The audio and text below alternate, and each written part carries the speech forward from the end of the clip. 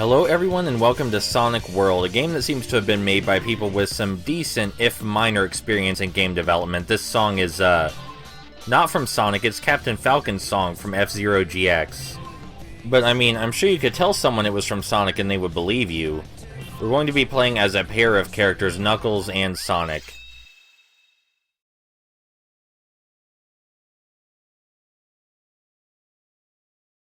Feeling good. This is a test area, which isn't a real stage. I assume it's just where they tested all of the objects in the game to make sure they worked. But we can use it to get used to the controls and such.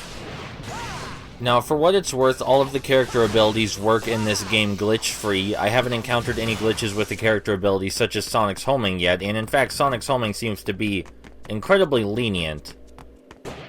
The game also features some minor nuances from the actual Sonic game, such as Sonic being able to bounce before he jumps in order to jump higher. He also has a kick attack similar to that one that was used in Sonic 06, but it's not terribly useful. Knuckles, on the other hand, has a homing punch. His punch just zips him straight toward the nearest enemy and destroys it instantly. I haven't found an enemy that could withstand it yet. And yes, the boost pads in this game work without sending you flying off into some sort of abyss, so that's good. Sonic's speed and the physics associated with it seem to work relatively well, though they're not exactly perfect, but you can see here they work.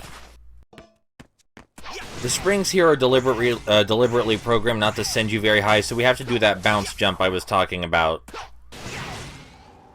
There's some relatively tiny platforms over there, so we're going to switch to Knuckles, because he can handle those a lot easier, what with his ability to grab onto walls and such.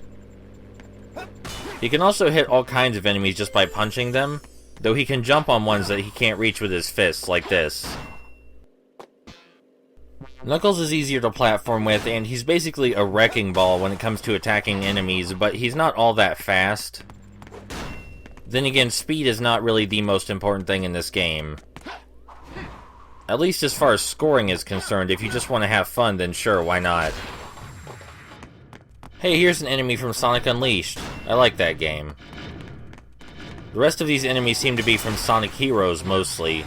Which, a lot of the mechanics from Sonic Heroes are in here, so I guess that makes sense. I want to touch on this game's controls for a second to say they are definitely not as tight as in an actual 3D Sonic game. I'm not so sure about Sonic 06, but in Sonic 06 the movement was well, it didn't feel like the game was made for your keyboard.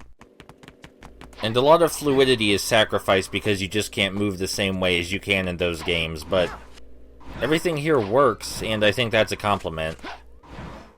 So let's get to the goal and look at one of the actual levels, alright?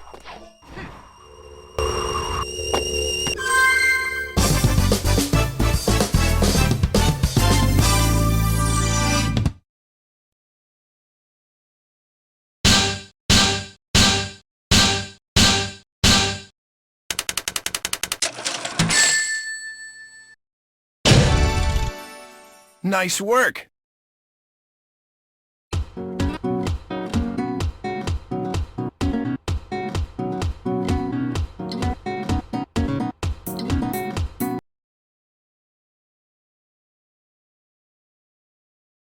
Let's go! Hello everyone and welcome to Seaside Hill, which is actually not all that similar to the real Seaside Hill, but it has the same music and graphics. Something relatively impressive the developers did was they created several different ways that you could proceed through a level. For example, you can use Knuckles to climb any vertical surface. And I'm trying to get that rainbow ring. And there are a lot of areas with extra collectibles and such that you simply don't have to bother with, like this one. In any given area you stop at, there's more stuff to do than just smash enemies or progress straight forward, which is, well, that's welcome.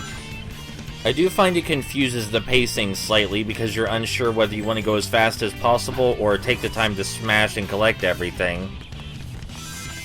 And the answer is that collecting and smashing enemies, that takes precedence over the speed. Going fast still counts for, well, a part of your score, but the rings you collect, the enemies you defeat, that's your main objective. And it would take a significant amount of time to perfect all of the stages, and by perfect I don't mean just not getting hit, I mean collecting everything. And if this game's movement in general were as tight as an actual 3D Sonic game, you know, depending on which one you're talking about, then I feel like it would be no problem to 100% this game, even if it did take a while. So once again, everything works, and if you're at least a little bit terrified of the controls, then you'll make it through the level no problem without getting hit. But I feel like the sense of rhythm, which is something crucial to Sonic games, just isn't here. From Sonic Adventure to Sonic Generations, there's a sense that you're playing a rhythm game that isn't actually a rhythm game, even including slightly slower ones like Sonic Heroes. And whether it's good or bad that that feels different from this depends on what they were going for, I suppose. If they were trying to make it feel like a 3D Sonic game, it does in some superficial respects. But the stuff that makes Sonic platformers stand out isn't really here.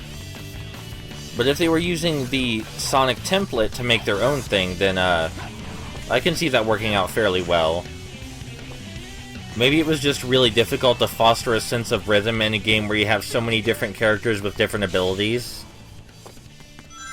As far as polish is concerned, the game is head and shoulders above a lot of other fan games I've seen, especially where 3D platformers are concerned. I mean, 3D platformers have had it really rough as far as fan games are concerned.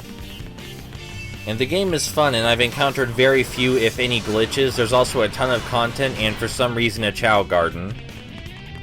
So if this looks fun to you, sure, why not play it? It's a fun game. It's just far from its inspiration in the design department.